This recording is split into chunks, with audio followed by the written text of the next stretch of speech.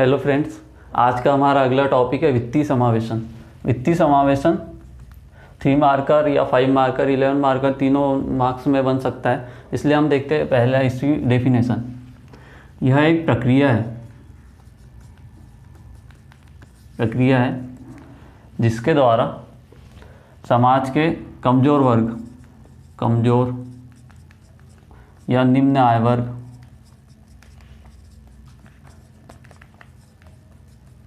के लोगों को वित्तीय सुविधाएं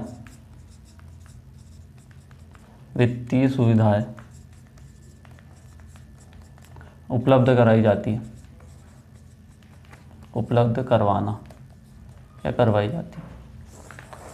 इस डेफिनेशन के 3 पॉइंट है। यह एक प्रक्रिया है जिसके द्वारा कमज़ोर या निम्न आय वर्ग के व्यक्ति को या नागरिक को वित्तीय सुविधाएं उपलब्ध करवाई जाती है।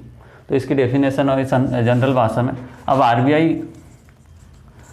के अनुसार इसकी डेफिनेशन दी गई है कि वहनी लागत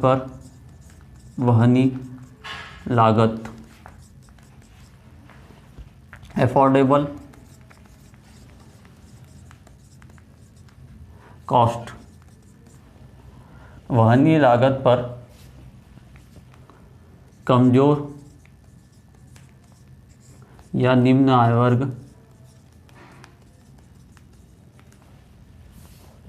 वर्ग के लोगों को वित्तीय सुविधाएं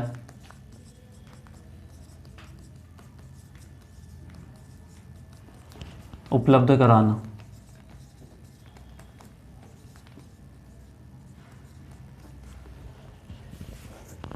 फाइव मार्कर में हम डायरेक्ट लिख सकते हैं कि आरबीआई के अनुसार वहनी लागत पर कमज़ोर या निम्न आय वर्ग के लोगों को वित्तीय सुविधाएं उपलब्ध कराना ही वित्तीय समावेशन है।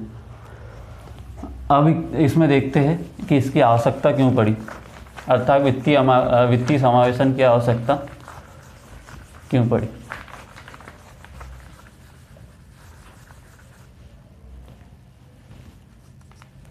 आवश्यकता क्यों? तो इसमें सबसे पहले देखा गया है कि प्रस्तावना, भारतीय संविधान की प्रस्तावना के अंतर्गत दी गई अवधारणा आर्थिक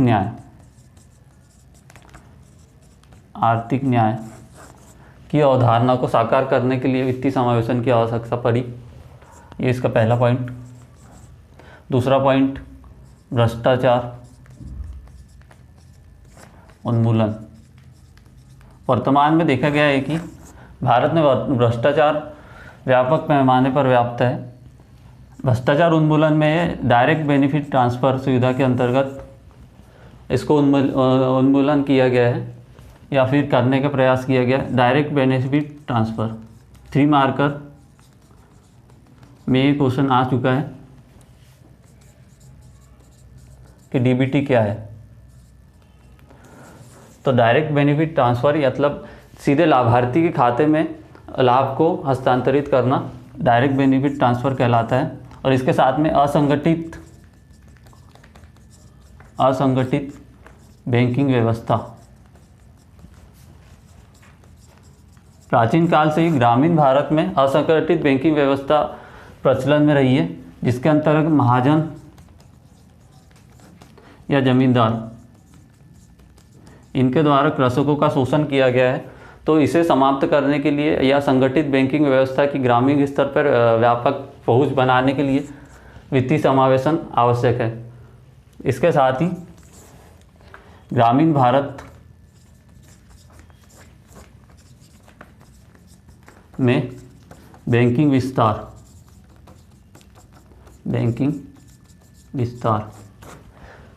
इसके कारण भी वित्तीय समावेशन की आवश्यकता पड़ी। अब देखते हैं वित्तीय समावेशन हेतु भारत सरकार के प्रयास।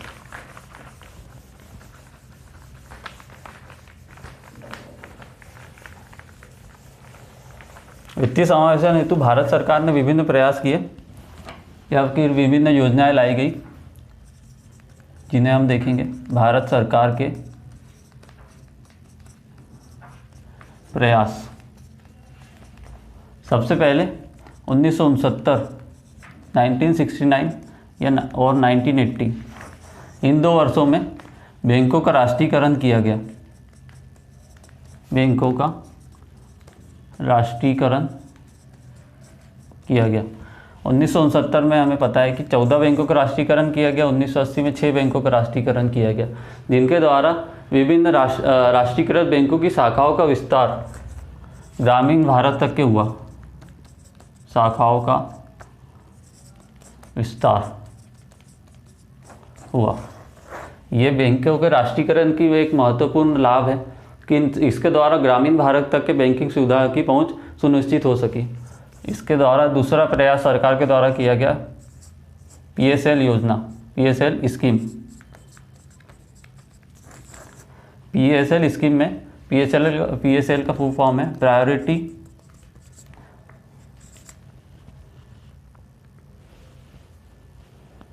Sector lending, priority sector lending. इस योजना के अंतर्गत विभिन्न प्रकार की जो साख व्यवस्था है उसमें विभिन्न क्षेत्रों को एक निश्चित धनराशि को साख व्यवस्था के अंतर्गत निर्धारित किया गया। जैसे 40% धनराशि या 40% साख जो बैंकों के द्वारा दिया जाता है उसे प्राथमिक क्षेत्र के लिए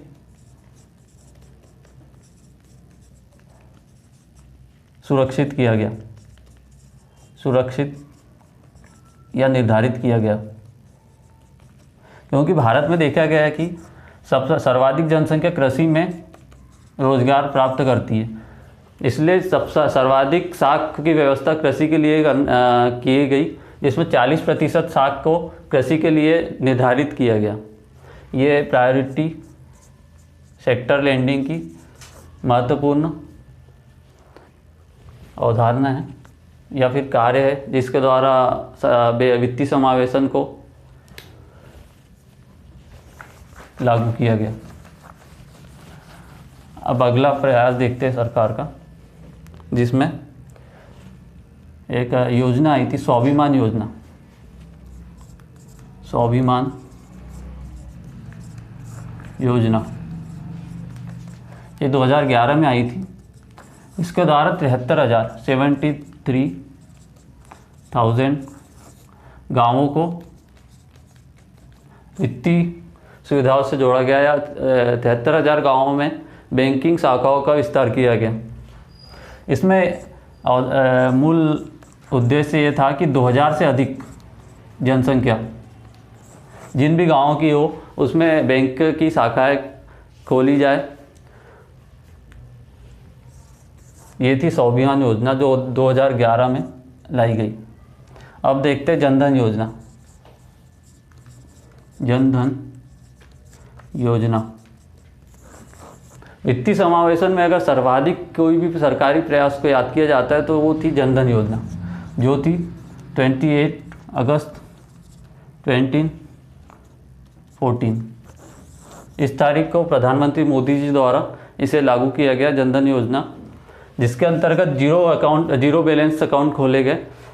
और वर्तमान में पिछले 8 सालों के अंतर्गत इसके द्वारा लगभग 46 करोड़ जनधन अकाउंट खोले गए हैं।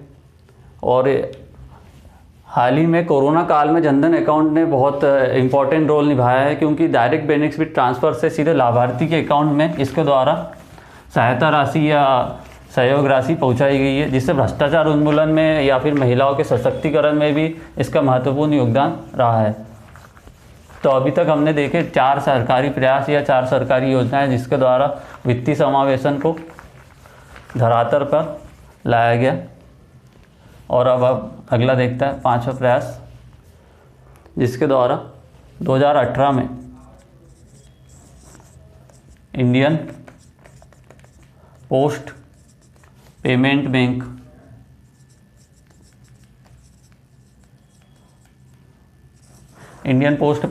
की शुरुआत की गई, जिसका मूल उद्देश्य था कि 1.5 लाख यानी 1.5 लाख पोस्ट ऑफिस जो ग्रामीण स्तर पे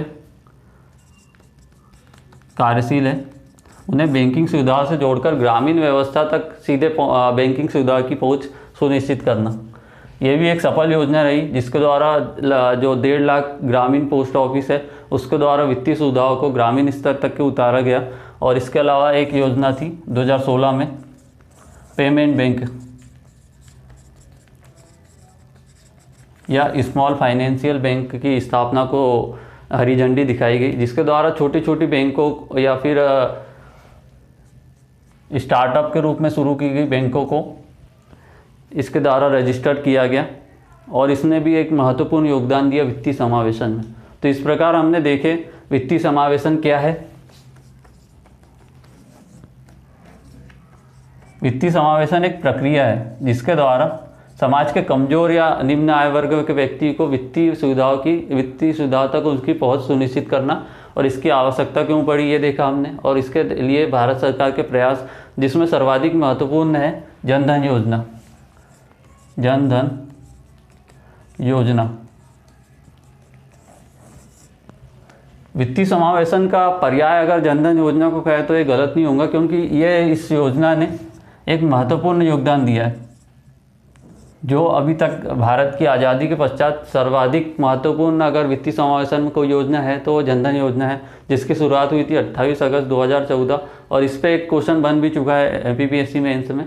तो इम्पोर्टेंट योजना के अंतर्गत जनधन योजना और पीएसएल स्कीम और स्वाभिमान योजना को याद रखा जाएगा, जिसमें सब सर्वाधिक महत्वपूर्ण है।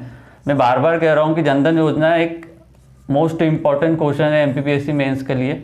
इस कारण इसे ध्यानपूर्वक या फिर पूरी लगन से तैयार करें, क्योंकि इससे 5 मार्क और 11 मार्क दोनों क्वेश्चन इजीली बन सकते हैं।